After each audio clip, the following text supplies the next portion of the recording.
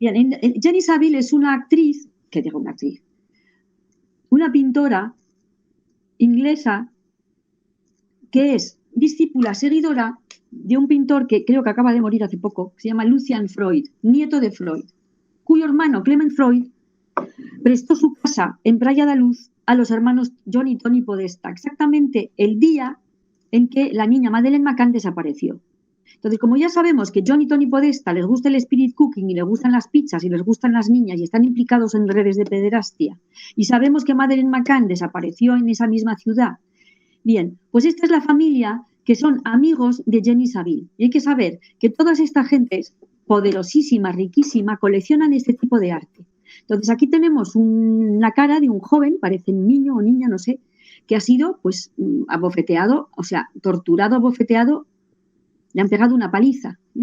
¿Quién tiene ganas realmente de poner un cuadro de 2,5 metros por casi 2 metros o casi de ancho en su salón donde ves la cara destrozada de un joven? O la siguiente, que se llama bleach, y bleach significa en inglés lejía, o sea, ácido clorhídrico, y lo que estamos viendo es una niña a la que le han tirado ácido clorhídrico. Pero ¿y no te parece, Pilar, permíteme un segundito, ¿no te parece que en el fondo el arte abstracto, esa descomposición de la figuración, en el fondo que Ortega y Gasset llamó la deshumanización del arte, ¿no? Es decir, pero que está mucho más vinculada de lo que parece, como se ve aquí, con el ritual de desmembramiento? ¿Me explico? Es decir, de la misma manera que esos rostros que mostrabas antes de que estaban alrededor de una niña en una mesa, eran unos rostros deformados, ¿no? Me viene a la mente ahora también las máscaras que muestra Kubrick en el ritual de Eyes Wide Shut, que se ven también caras como de arte moderno, son caras como picasianas, ¿no? O sea, máscaras como de una...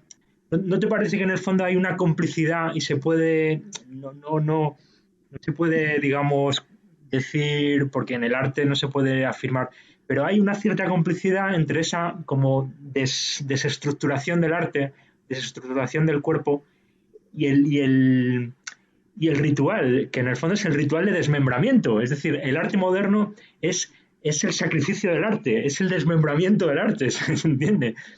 Y es su muerte, porque finalmente el arte muere con... ¿No te parece? Absolutamente, pero es que yo voy incluso más lejos. Y ese va a ser el tema de mi próximo libro, en el cual voy a dar las claves y explicar y justificar y demostrar que el arte del siglo XX ha sido redactado por satanistas. Es decir, si tú tienes a un artista que en 1905 está haciendo un cuadro de una gran dulzura y de una gran belleza, pero tienes al mismo tiempo un loco o un expresionista que está deformando las cosas, viene el galerista, el crítico de arte, el historiador, el multimillonario, que son todos de la mafia házara. Tú sabes lo que significa eso, y si la gente no lo entiende, pues que busque mafia házara, que ya entenderán de qué se trata. Son ellos los que han escrito la historia del arte. ¿Me explico, Pedro? Es decir, ¿por qué Jenny Saville con esta niña con el rostro destrozado o el otro ¿por qué estas obras están expuestas en los museos? Pues porque están metidos dentro de son los satanistas los que dominan ahí. Son los satanistas que quieren que el público crea que el arte es esto. ¿Me explico? Esto no es el arte, esto es el arte de los satanistas, esto es arte satanista. Hay muchísimos artistas de muchísimo talento que han estado durante todo el siglo XX haciendo otras cosas y no se les ha dado ni 5 de interés, ni el más mínimo lugar, ni ningún espacio en ningún sitio, porque se trataba de dirigir el discurso del arte, el concepto de arte moderno y el interés del público y la energía de los historiadores a interesarse por el arte satanista y no otro que no lo sea. Entonces, cuando viene Picasso con su cubismo a romper el cuerpo en 4.000 pedazos, pues tú que eres un satanista y que te dedicas a romper el cuerpo en 7.000 pedazos, dices, este me viene de perlas. Y Picasso les vino de perlas, cuando lo que hacía Picasso no tenía nada que ver con el satanismo, pero a ellos les vino de perlas y lo intronizaron. ¿Entiendes? Sí, entonces yo te propongo una definición de estilo artístico como, digamos, el mecanismo que hace posible el ocultamiento, pero al mismo tiempo el mostrar parte de, es decir, sería una especie de velo de Isis, ¿no? Sabemos que el velo de Isis en el fondo esconde lo que está detrás de las columnas, ¿no? De las dos columnas del templo, ¿no? El velo de Isis, digamos que gradúa cuánto se enseña de lo que pasa en ese Sancta Sanctorum del templo, ¿no? Pero en el fondo, en nuestras... Claro, ellos serían los manipuladores del velo de Isis. Claro, pero incluso el Los estilo, grandes. ¿no te parece que el estilo artístico finalmente sería, porque claro, en la medida en que yo hago un estilo más fragmentado, donde las cosas no se ven tan claras como en el arte clásico, más fácilmente, como muestras tú en las obras que nos estás enseñando, más fácilmente puedo jugar con ese velo de Isis, con esa veladura en el sentido muy metafórico del término, ¿no? No estoy hablando de acuarela o de las técnicas de veladura, estoy hablando de hasta qué punto se filtra ese trasfondo sacrificial sexual para que toda una sociedad acepte sin aceptar, ¿no? Es decir, este doble juego donde finalmente todo el mundo acepta una mecánica ritualística y sacrificial sin hacerlo explícito, ¿no? Sí, exactamente. Pero al mismo tiempo con una especie de... Por eso lo llamo yo magia negra. Me explico, para mí esto es magia negra. Coger el rostro de una niña que ha sido torturada tirándole ácido clorhídrico a la cara. Le haces una foto, porque esto está pintado a partir de una foto. A partir de esa foto la amplías y haces un gigantesco lienzo de una niña martirizada en un ritual de tortura para programación, etcétera. Y esta mujer lo pone en una galería y viene un señor y escribe un artículo, hace fotos, lo promociona, se escriben libros, expone en museos nacionales con dinero público y finalmente le dan un premio a esta señora.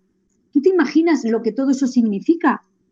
Como entronización, ensalzamiento, Claro, enaltecimiento de la tortura. Esto claro, es el enaltecimiento de la tortura. claro. Es la Pero como ya lo Inquisición, llevamos, claro, sí, pero como ya lo llevamos haciendo desde que Rubens está en el Museo del Prado y nadie rechista con sus escenas satanistas, pues vale, ¿sabes? claro, claro. Sí, O sí, sea que completamente de acuerdo contigo, Pilar, sí, sí, sí. lo que tenemos que tener mucho cuidado es no, que eso es lo que me he dado cuenta con el tiempo. Yo, cuando tenía que estudiar un tema, me estudiaba a los grandes críticos, los grandes historiadores y repetía como un loro lo que esos señores habían escrito. Y ahora me doy cuenta de que eso no se puede hacer, porque a la hora de escribir la historia del arte y especialmente la historia del arte del siglo XX, no puedes confiar en, en el espíritu crítico y sobre todo en la calidad moral, porque para mí belleza y ética van juntos. Lo bello, lo bueno, lo bello y lo bueno va junto. Y esto es la gran transgresión de los satanistas, que lo bello es lo feo y lo malo, mientras que para los que estamos en la luz, para nosotros lo bello es lo bueno, va unido. La belleza y la bondad, la belleza, la bondad y la verdad son valores que van juntos. Quería aprovechar, Pilar, me levantaba a coger tu libro para que tus oyentes lo vean, Ah, que la verdad no he tenido todavía tiempo de empezarlo porque con toda la actualidad de Cataluña, de los rituales, pero, pero tengo muchas ganas, vamos, de cogerlo, ¿no? pues ya verás, te lo vas a pasar bien porque lo he escrito con mucha agilidad. Quiero decir que no es pesado para nada. Mm. Si quieres, continuamos y Sí, vamos a sí, terminar ya con los símbolos, porque como tú muy bien sabes, el símbolo es eh, muy poderoso, pero hay que decir que los satanistas, si quieres, pasamos a la primera imagen de los símbolos de los pederastas. sí, Hay que saber que la etimología de símbolo viene del latín sum, que significa unido con, ¿eh? Y bolo viene de bolein, que era una bola, un objeto, una tablilla, una moneda. Y el símbolo era, cuando tú y yo hacemos un trato, partimos en dos una tablilla, una moneda, una pieza, y cada uno nos quedamos con nuestra mitad. Y al unir nuestras mitades, queda patente nuestro contrato, nuestro pacto. ¿Bien? Entonces ese es el origen de símbolo. Y lo contrario de símbolo es diablo, porque es lo que separa. Entonces símbolo es lo que une y diablo es lo que separa. Hay que saber que el ser humano es un ser simbólico, profundamente simbólico. De ahí el efecto tan extraordinario que tiene sobre las mentes las banderas o las bufandas de los equipos de fútbol, que atribuyen a esos objetos, a esos iconos, a esos símbolos, poderes superiores, ¿no? Somos seres de mentes simbólicas. ¿Y en qué consiste un símbolo? Un símbolo alude a una realidad superior que no se puede simplemente describir en una frase, pongamos. Pero no cualquiera puede hacer un símbolo. Tú puedes hacer un logotipo. Un símbolo es producto de millones de años. Y entonces no es fácil hacer símbolos. Lo que hacen estos satanistas son logotipos, que es el nivel completamente inferior. Entonces tenemos aquí el de arriba, que es un triángulo con un laberinto, ¿lo puedes ver? Sí. Es el que le gustan los niños. Y el de al lado es como lo mismo, pero como torpe, ¿no? Más finito es little boy, o sea, niños pequeños de 2-3 años, mientras que el otro sería pues niños de 8-10 años. Y debajo tenemos girl lover, y a la derecha child lover, o sea, girl lover de las niñas, y además que está en rosa, y en cambio el otro es azul, y luego la unión de azul y rosa es el que le gustan los niños. Los niños muy pequeños, que serían las dos corazoncitos de abajo, y los niños pues ya más mayorcitos de 8-10 años. Pero vamos a buscar la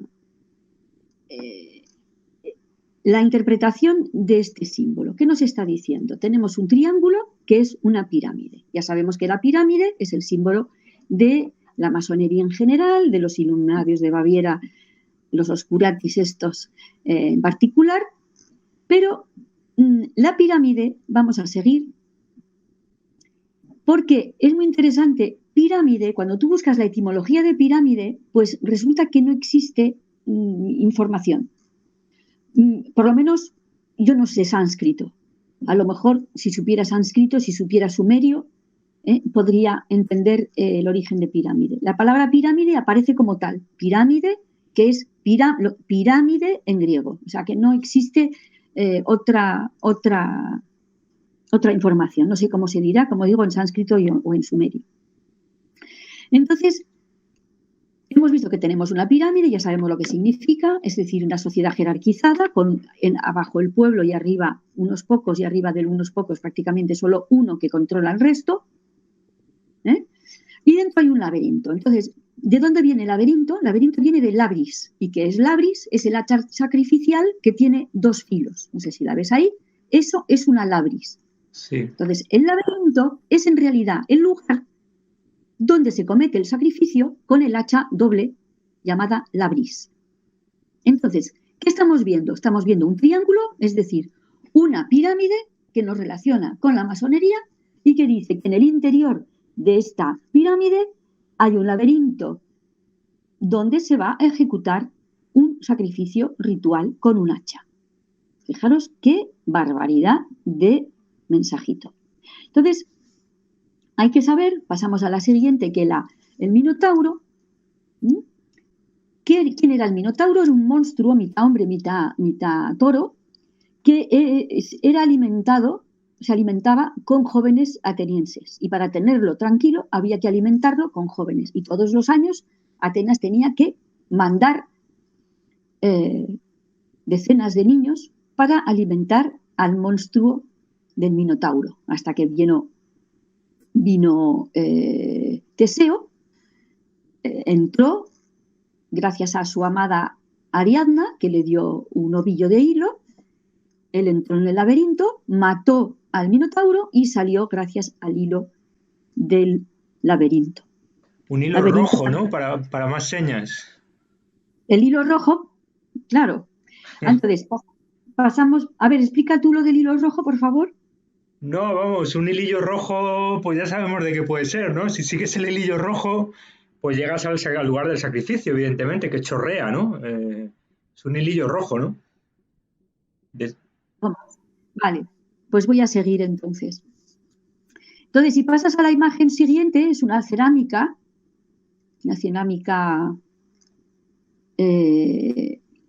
anterior al mundo griego. Esto debe ser del 700, 800 antes de Cristo.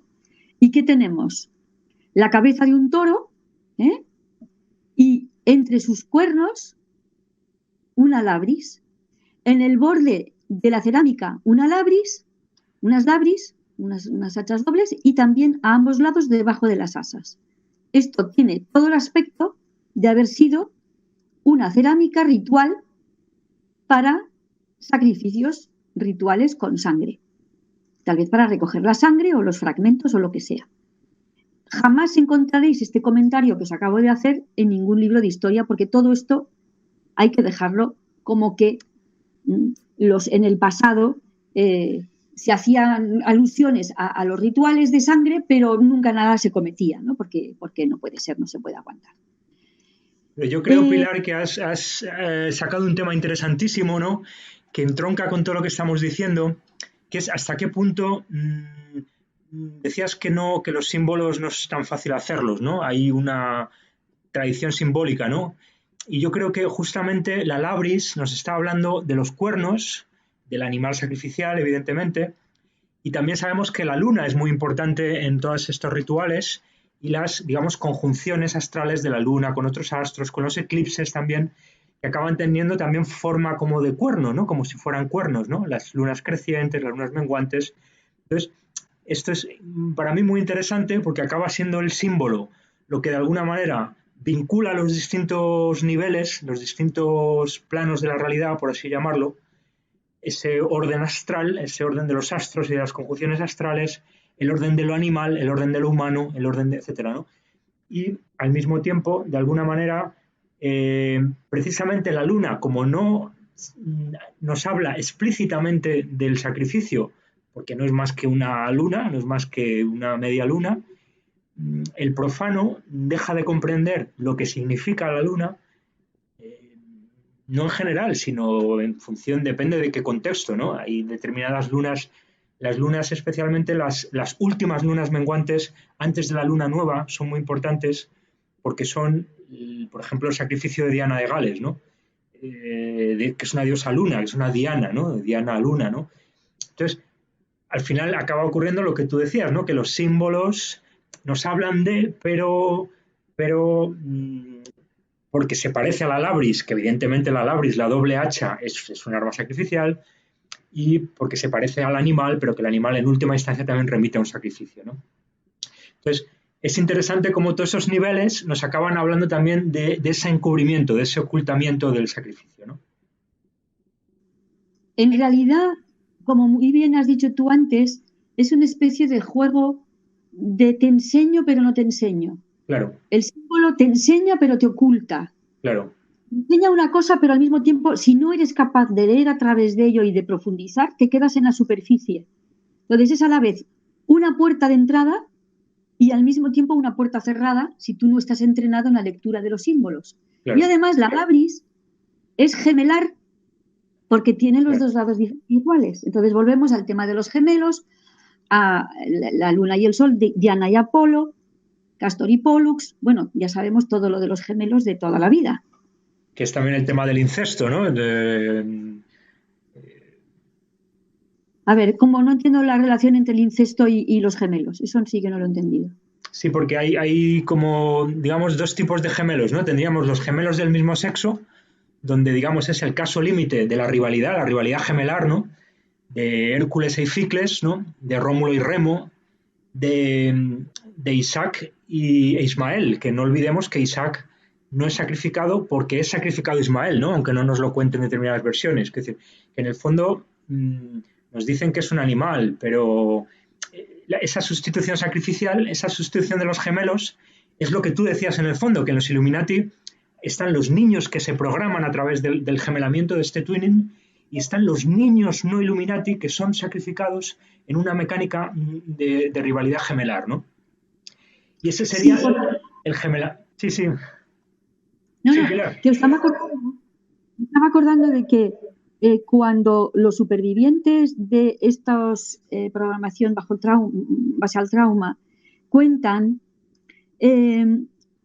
los mantienen en esas jaulas con niñitos de su edad, con los que pues desarrollan un cariño tremendo, pues que están solos, están muertos de miedo, muertos de frío, y entre ellos se apoyan, se dan mimos, se abrazan, y así no están solitos. Y en algún momento de su programación, para generar pues estas desdoblamientos de personalidad por un gran sufrimiento, los matan delante de ellos. Claro. Matan a su amigo, a su gemelo. Claro, pero esa sería, o sea, mi tesis es que habría una gemelaridad de rivalidad sacrificial, en general, en nuestra cultura predominantemente patriarcal, ¿no? De la era de Osiris, según cuenta Aleister Crowley, sería sobre todo de tipo patriarcal, ¿no? De varón a varón y también de padre a hijo, ¿no? Con el elemento de la violación anal, etcétera, y del abuso padre-hijo.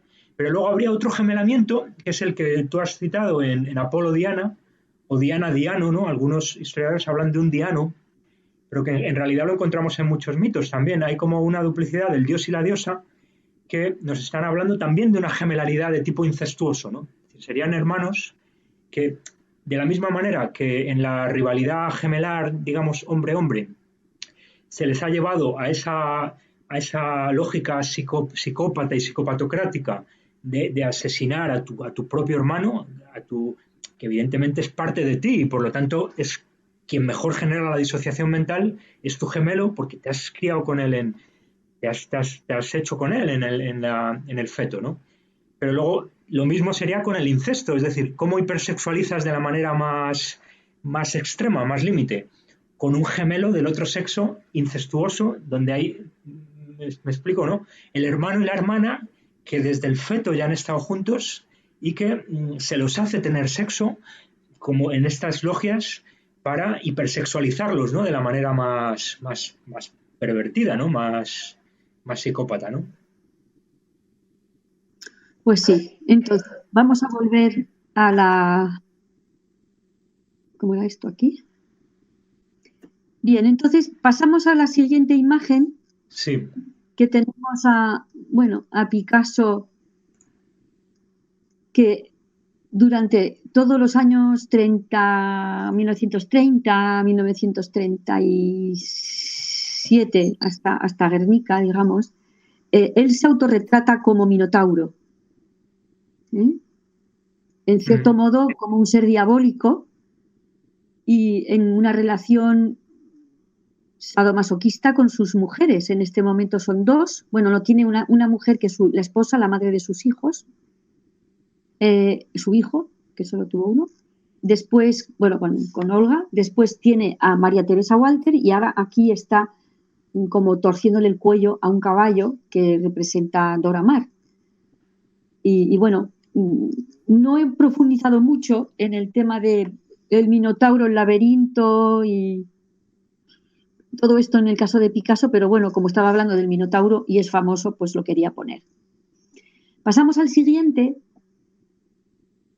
donde vemos al pequeño Pony Labris. Fíjate tú, es un dibujito animado, un personajillo de dibujos animados para los niños.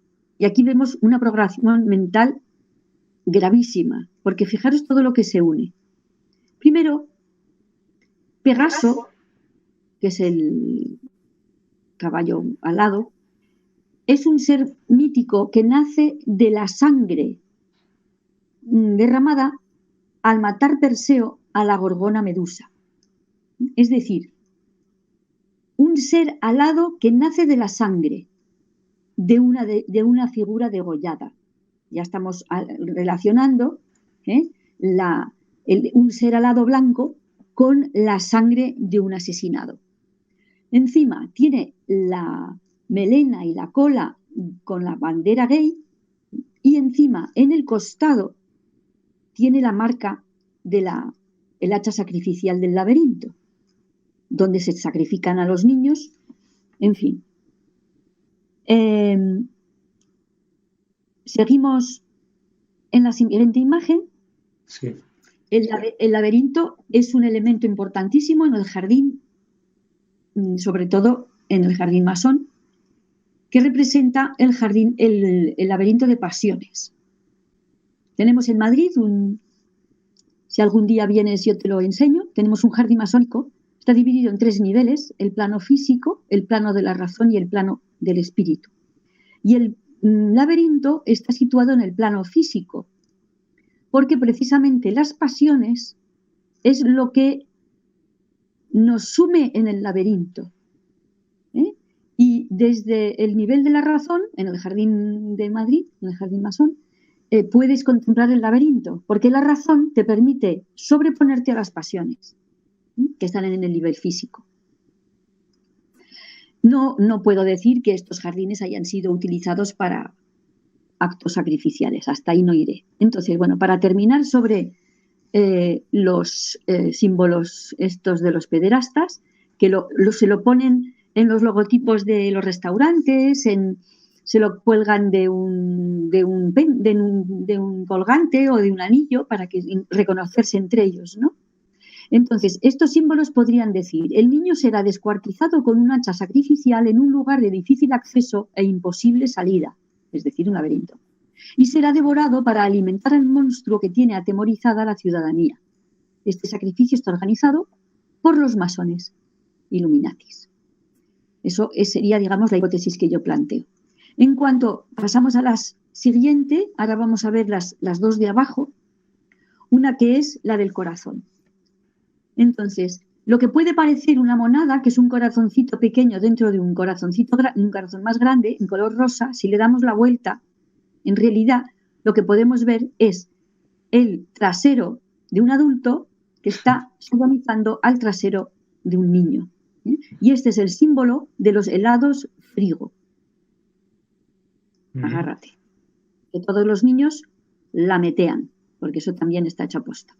Y para terminar, ya vamos a terminar aquí con la mariposa.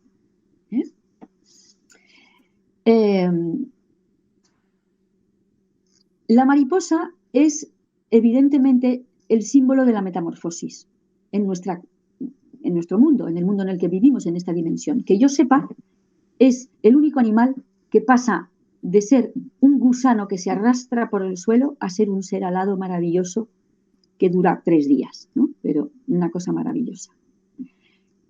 No es casualidad que estos programadores, en base al trauma, hayan llamado programa Monarca a uno de sus programas, métodos de programación mental de los más duros, con las niñas, sobre todo estas que van después a estar en las películas, ¿no? Monarca es rey, claro, es también una hermosa mariposa. Esto entonces alude a la monarquía, hay que saberlo, es decir, que, al sistema piramidal, al fin y al cabo, una monarquía es un sistema piramidal. Y luego también quería comentar, además de que la mariposa nos recuerda que nosotros somos seres espirituales encarnados, que estamos viviendo una experiencia humana y que hemos venido aquí a aprender. Eso es mi conclusión y mi visión de la vida, ¿no? Yo creo que hemos venido aquí a aprender. Por eso no hay que tener miedo a equivocarse, no hay que temer el fracaso, porque el que nunca hace nada nunca se equivoca, y el que nunca se equivoca nunca aprende, porque siempre se quedará en las 3 o 4 cosas que sabe hacer. Entonces, hemos venido aquí a aprender, hemos venido aquí a ser mejores, hemos venido aquí a hacer un mundo mejor, y yo creo que deberíamos dedicar toda nuestra inteligencia, nuestra originalidad, nuestra sabiduría, nuestra fuerza vital siempre en hacer el bien. Y muchas veces haciendo el bien, pues te confundes. A mí me pasa mucho. Soy muy mandona, doy muchas órdenes, le digo mucho a la gente lo que tiene que hacer y me permito hacerlo porque primero no temo el rechazo, no temo que se me critique. Si lo he hecho mal, pues pido disculpas. Pero siempre intento aportar mi visión de las cosas y decir, como hice con el artículo este que tanto ha molestado a los catalanistas, ojo, que te están manipulando. Y los otros vienen, pero ¿cómo? Tal igual, que te están manipulando, que te están tratando de zombie, que se están riendo de ti, que por favor, que salgas de la catatonia. Y bueno, eso, hemos venido a vivir aquí a tener una experiencia de aprendizaje y estamos viviendo en el mundo de Satanás. Entonces, nuestro aprendizaje consiste en despertar del cuento de Walt Disney que nos estamos contando del Corte Inglés para despertar a la realidad, que es un mundo de satánicos, y espero poder contribuir con todo mi trabajo a que poco a poco este mundo sea un poco mejor, un poco más lúcido, un poco más consciente de lo que está pasando y que trabajemos todos juntos para el bien. Esto es lo que te quería decir. Muy Muchas bien. gracias, Pedro. Nada, muchas gracias a ti, Pilar, muy interesante todo lo que has contado. Yo creo que has traído cosas como súper interesantes, ¿no? Yo creo que de alguna manera estamos de acuerdo en lo fundamental, ¿no? En tratar de comprender cómo es toda esta mecánica y yo creo que el arte, además, ese enfoque que tú aportas, yo lo comparto, yo también trabajo con collage y eso, te entiendo muy bien el enfoque, yo soy arquitecto también, no sé si lo sabías, es decir, yo también estoy muy cerca de tu manera de ver la realidad y creo que es clave, ¿no? Es decir, es clave porque como hemos intentado mostrar, toda esta mecánica es sobre todo simbólica y juega en ese nivel de profundidad en la que el símbolo, como tú bien has dicho, al mismo tiempo muestra y esconde, ¿no? Y entonces todo esto pasa por una especie de pedagogía, de didáctica, de debate, sobre los símbolos y digamos que entre unos y otros intentar que comprendamos lo que los símbolos significan, pero entendiéndolos de esa manera compleja que estamos intentando aquí mostrar, ¿no? Es decir, no es que un símbolo tenga un significado y se pueda traducir a un lenguaje hablado, sino que como estamos tratando de mostrar, es un lenguaje propio que tiene muchos significados que se solapan, etcétera, etcétera, ¿no? Y quizás de lo más, por quedarme con lo más interesante de todo, a mí me ha interesado mucho cuando has hablado de Abraham, ¿no? Creo que una de las claves de todo esto es, porque no deja de ser un símbolo, es decir, justamente has hablado de una manera muy lúcida, has hablado de cómo hay un graffiti de Abraham, del sacrificio de Isaac o de la tentativa del sacrificio de Isaac, que a su vez, digamos, se legitima en la medida en que remite a un artista serio que también habla y a su vez eso remite a un pasaje de la Biblia, que a su vez es la palabra de Dios y por lo tanto está legitimada. Y sin embargo, si seguimos yendo al fondo de la interpretación de ese símbolo, que en definitiva es lo que es, nos daremos cuenta de que no deja de ser más que el acto de un satanista que obedece a la logia y está dispuesto a sacrificar a su hijo, ¿no? Entonces, no sé si por ir cerrando, si quieres, Pilar, ¿no? ¿Qué nos puedes decir, ¿no? Porque yo sé que también este tema a ti te interesa mucho, he escuchado alguna vez hablar de Abraham, de todo este tema. Pues lo que quería también yo comentar es que no solamente en el Antiguo Testamento tenemos esta escena fundacional en la que se normaliza, justifica, legitima, que podemos vivir en un mundo, que podemos descender de unos padres, ¿no? Que están dispuestos a sacrificar a sus hijos con tal de tener poder, porque le piden el poder lo que quieren es tener poder. Entonces, para tener poder tienes que sacrificar a tu hijo, tienes que estar dispuesto a sacrificar a tu hijo. Ujú. Y eso significa la mayor transgresión que un ser humano pueda tener, porque en el fondo nosotros somos seres morales y desde muy pequeños, tú lo puedes ver cuando estás con un niño pequeño, el niño pequeño enseguida tiene la noción del bien y del mal, muy pronto, y de la justicia y la injusticia. Y es muchas veces que tu hijo o tu sobrino le riñes y dices, no, no es justo, porque tal, y tienen, eso está dentro de nuestros genes, sabemos lo que está bien y sabemos lo que está mal. Y hemos llegado a un mundo en el cual se le ha dado la vuelta a la tortilla y tienes gente que te dice que el bien y el mal son relativos, que son opinables. Y esto es la transgresión de, o sea, los iluminados, los oscuratis los vamos a llamar, los oscuratis, los jesuitas, los templarios, y vamos así marcha atrás, y llegamos a dónde llegamos, a los cainitas. Los cainitas era una secta gnóstica que en el segundo siglo después de Cristo viven en Egipto, y ellos, ¿en qué se califican? Son iniciados, desprecian a los que tienen valores morales. Los consideran a esos otros que no son cainitas, los consideran como unos memos que trabajan y que tienen valores morales. Cuando ellos y rinden culto a Caín y a todos los que se enfrentaron a Dios. Hay que saber, para que la palabra Israel, a diferencia de lo que dice Wikipedia, en hebreo, Israel significa en contra de Dios. Eso es lo que significa Israel. Y que un pueblo se haya llamado a sí mismo en contra de Dios ya nos pone un poquito en alerta. Evidentemente Wikipedia no te lo va a decir, pero lo pone en la Biblia. En el sueño de José, no, en el sueño, perdona, de Jacob, en el sueño de Jacob,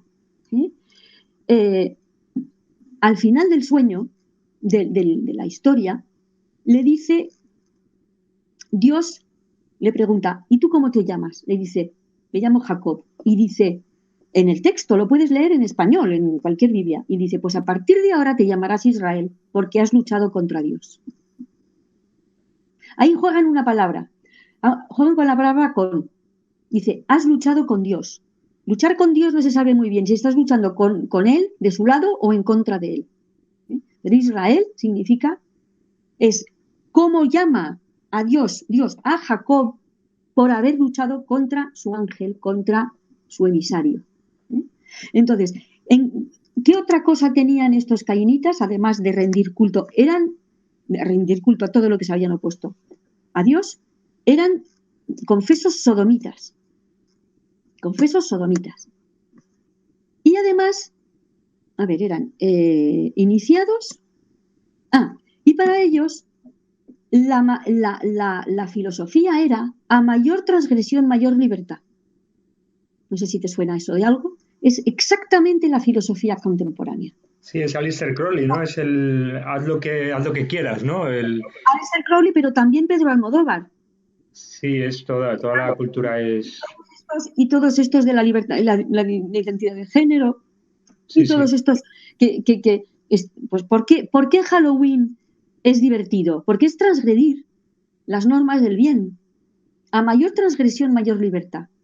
Y ese es el lema de los cainitas. Vivimos en un mundo dominado por valores cainitas, que eran sodomitas, que eran iniciados, que despreciaban los valores morales de los demás y que habían intronizado a la transgresión como el camino hacia la libertad, que es una libertad inversa, porque la mayor libertad es poder elegir el bien. Esa es la única libertad. La mayor libertad es poder elegir entre hacer el bien y hacer el mal. Esa es la libertad. ¿Qué otra libertad existe? Esa es la única libertad realmente que tenga interés.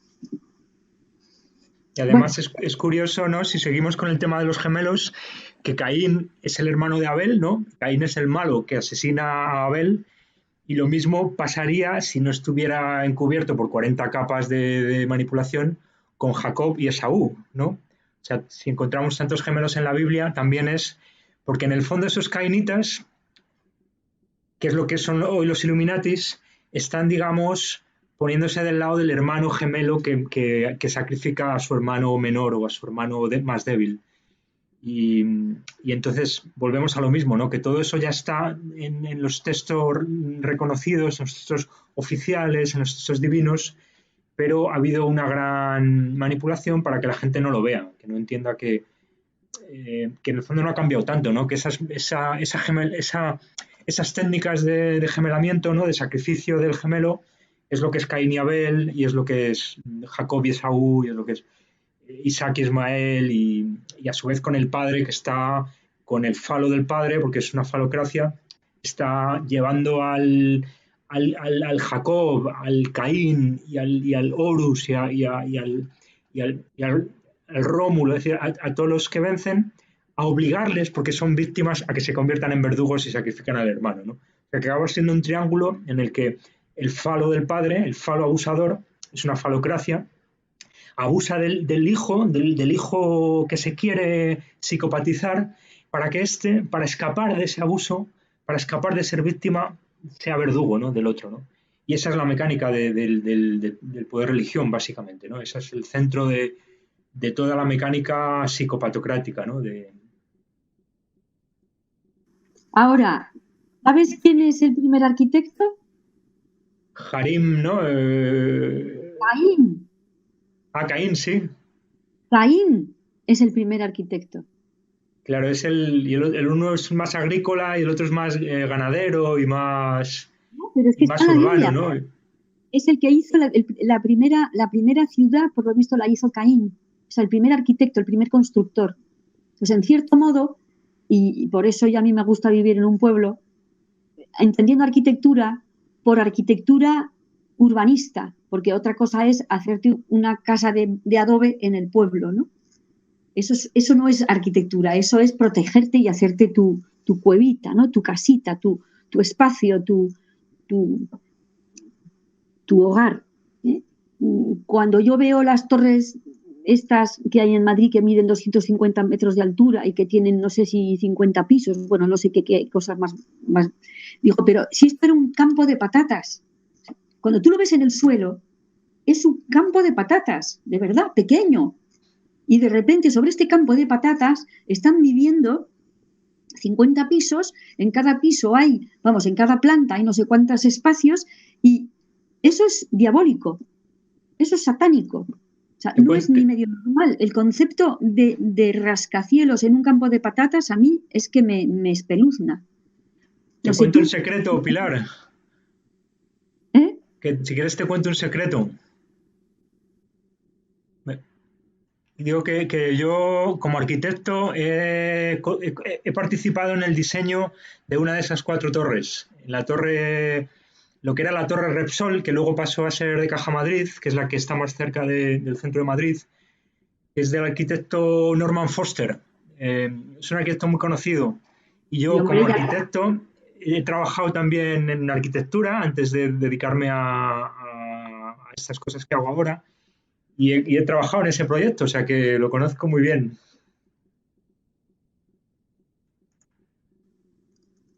esto no es la más bonita de todas, es más bien la más fea de todas, de las cuatro, no de las, sí, de las cuatro, ahora van a hacer una quinta. Y Norman Foster Mm. es el que va a hacer la ampliación del Museo del Prado Sí, en el edificio del antiguo Museo del Ejército. Y sí. él, yo creo que está metido en el rollo este de lo que digo yo en mi libro. Es decir, la magia negra de la alta especulación financiera, de la alta magia financiera en base a obras de arte, vamos, de cualquier tipo. Cualquier porquería se mete en un edificio, se le ensalza, se sube y la gente comprando como locos. Porque como él se dedica a esto, es un coleccionista y su mujer tiene galería de arte, pues han entendido que es la alta magia especulativa. Sí, Así sin que no me duda, porque extrañaría nada que... él ha hecho proyectos muy importantes, ¿no? Proyectos muy importantes muy conocido por la sede del Hong Kong and Shanghai Banking Corporation. La primera, la de Hong Kong, que es un edificio muy emblemático en el mundo, como sabes, de la arquitectura high-tech, etcétera, ¿no? Un proyecto que está en todos los libros de historia de arquitectura. Y luego la sede que está en Londres, también del HSBC. Y luego aeropuertos, ha hecho edificios muy importantes Y esto nos lleva a comprender que en el fondo los masones, es decir, los masones antes de ser masonería especulativa, era masonería práctica.